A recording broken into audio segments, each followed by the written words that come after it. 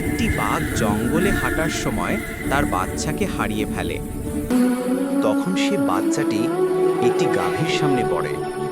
গাভীটির মনে মায়া হয় এবং গাভীটি বাঘের বাচ্চাকে তার সাথে নিয়ে যায় গাভীর আস্তানায়।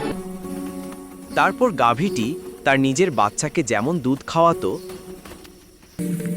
ঠিক তেমনি সে বাঘের বাচ্চাটিকেও দুধ খাওয়াতে শুরু করলো। বাঘের বাচ্চাটি ও গাভীর বাচ্চাটি একসাথে মিলেমিশে খেলাধুলা করত।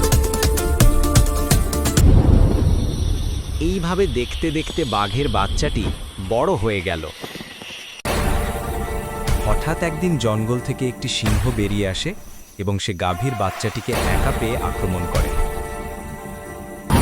তারপর বাঘের বাচ্চাটি গিয়ে সিংহের সামনে দাঁড়ায়।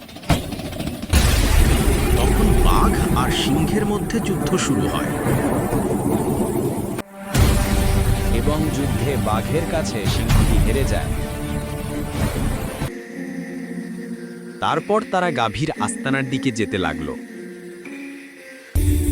এরকম নতুন নতুন গল্প পেতে আমাদের চ্যানেলটি সাবস্ক্রাইব করুন এবং আমাদের পাশে থাকুন।